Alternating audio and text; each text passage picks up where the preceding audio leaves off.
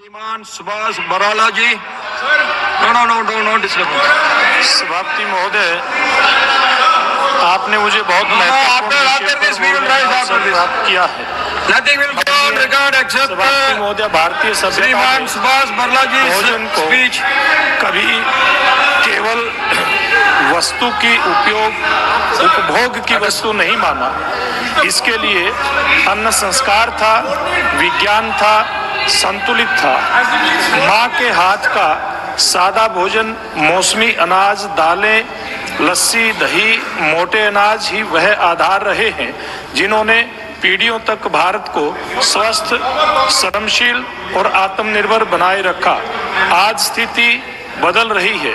बच्चे पैकेट वाले मीठे और नमकीन खाद्य पदार्थों के आदी हो रहे हैं, जिससे वे भरपेट तो खा रहे हैं लेकिन पोषित नहीं हो पा रहे हैं। परिणाम स्वरूप मोटापा, डायबिटीज और अन्य बीमारियां तेजी के साथ बढ़ रही हैं। हर 4 में से एक वयस्क प्री डायबिटीज या डायबिटिक और बच्चों में मोटापा तो मान्यवर चिंताजनक स्तर तक पहुंचने की तरफ बढ़ रहा है। अल्ट्रा प्रोसेस्ड फूड में पोषण कम और चीनी, नमक और अस्वस्थ वसा अधिक होती है।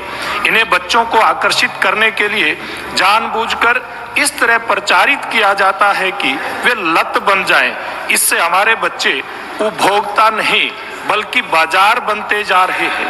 यह केवल स्वास्थ्य का नहीं बल्कि विकसित भारत की नींव का प्रश्न है। अस्वस्थ बच्चे भविष्य में मजबूत कार्यबल नहीं बन पाएंगे और देश पर स्वास्थ्य खर्च का बोझ बढ़ेगा।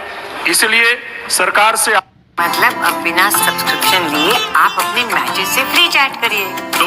पारंपरिक और मोटे अनाज को बढ़ावा दिया जाए तथा ईट राइट इंडिया और मिलेट मिशन को मजबूत किया जाए।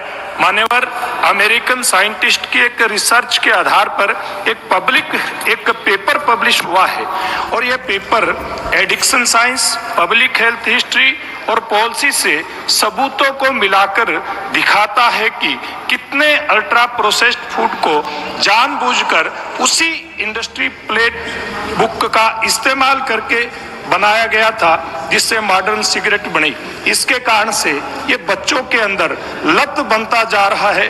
उसी प्रकार से और यूनाइटेड किंगडम के उदाहरण से हमें सीख लेते हुए भारत में भी कड़े नियम बनाने चाहिए। स्वस्थ बच्चे ही विकसित भारत की मजबूत नींव है। धन्यवाद।